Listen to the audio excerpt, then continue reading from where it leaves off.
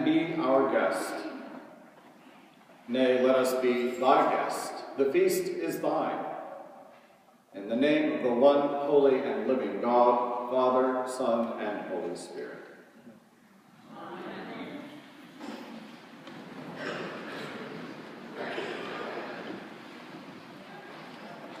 So how are we doing today? We good? Everything's great with you? All of your relationships are exactly as you would like for them to be?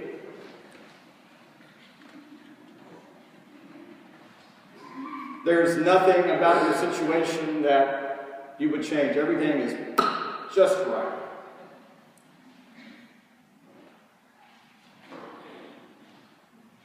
Couldn't get any better.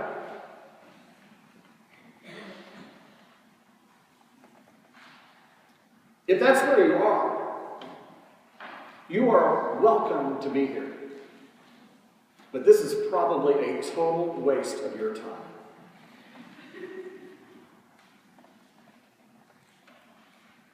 How about the world? How are things there? We good with that? We good with the fact that 60% of the children, 0% of the children in Syracuse live in poverty? We good there?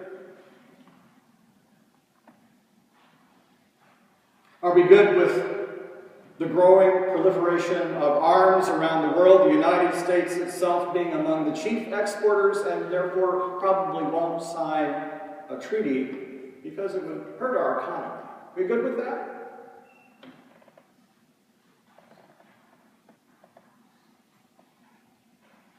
How about the widening gulf between the richest and the poorest? The growing numbers of people in the world who cannot eat because of the diabolical combination of the economy and climate change. We're good there, right?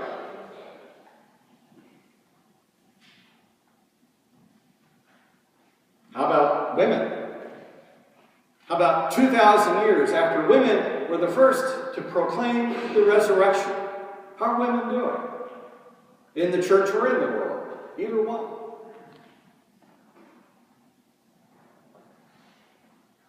Are we good with the fact that not only in most states are gay and lesbian people not allowed to get married, they're not allowed legally to even have relationships? We good there?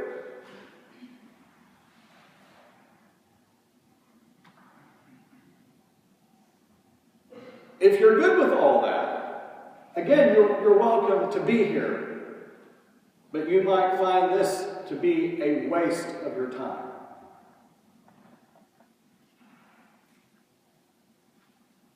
However, if you have had your heart thrown and dashed against the rocks 1,000 times, if you have had your heart broken by your parents, or by your children, or by your brothers and sisters, or by your employer, or by your church, or by anybody, you're in the right place. If you have grieved the loss of anyone, welcome home.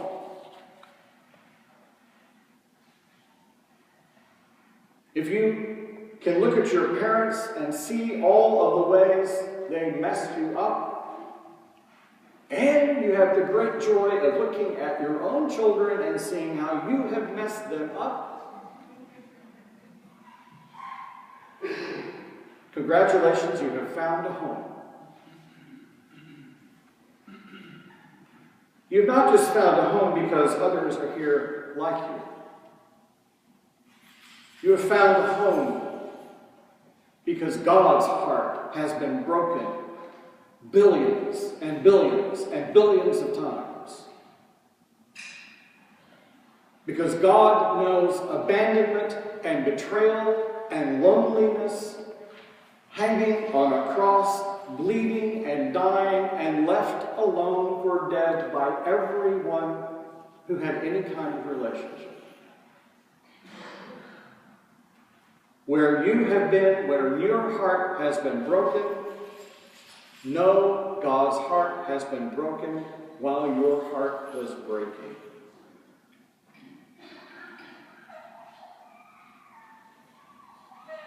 You see, this day of resurrection is about emptiness. Emptiness. That was the first sign of resurrection. It wasn't the Empire State Building being lit up, maybe in white or in gold. It wasn't an election map all turning God's color. It wasn't a bracket with only God left at the end. It was an empty tomb. A hole in a bunch of rocks. And then later, some people believed that they saw him. But the first sign was emptiness. And so if you come here today acknowledging any emptiness, you have come to the right place.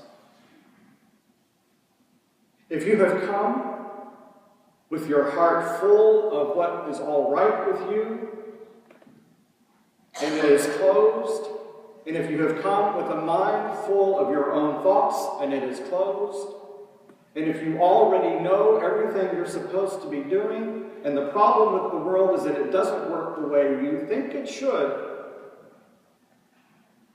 then you're wasting your time. But if you have come with a broken heart and emptiness in it, and you want it to be filled, and you have come with an open mind, and you have come not always knowing what the right thing is to do, and you're open to God's will, then you are ready for a great gift. Because the tomb was empty so that we can be full. The tomb was empty so that we can be filled with God. That tomb could not contain God's love. That tomb could not contain God's truth. That tomb could not contain God's will. That tomb exploded because it couldn't contain all of that. The stone was rolled away by love, by truth, by goodness, so that it can fill all of creation, and it can fill you and me. If we are ready, we can be full of God. But we have to know our own emptiness first. We have to know that there is no real joy in life but the joy of the resurrection. The joy of an empty tomb and our emptiness being filled with the love that emptied that tomb.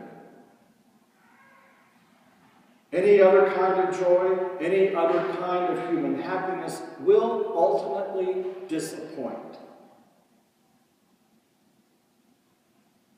As a Super Bowl winning MVP running back said one time, after he was explaining to the press why he wouldn't do any interviews leading up to the game. If the Super Bowl is the ultimate, why are they playing another one next year? There's only one thing, really, that's worth dying for, living for, offering our lives for, finding our strength in, and being joyful about. And that is God and God's love for you and for me and all of creation. When we can sing, "The Lord is my strength and my song, and he has become my salvation," then we are on our way. In a few moments, we will offer you Christ's body and blood in the sacrament of bread and wine. I invite you, between now and then, find the little cracks in your heart that need to be opened wider and let them rip. Find the crevices in your mind where there is doubt and let it explode. Find the questions about where you're not always sure what you ought to do and expose it. Be emptied so that you can come forward and receive him. Take him in. Be bound together with him from this day on and forever. And when we do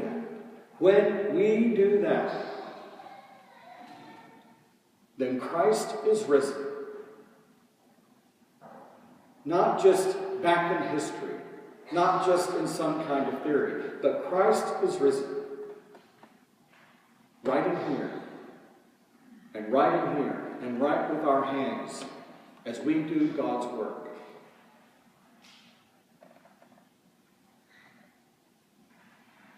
Emptiness turns to joy. Despair turns into exaltation. Doubt turns to truth. And lethargy turns into doing God's will. And then Christ is risen. Alleluia.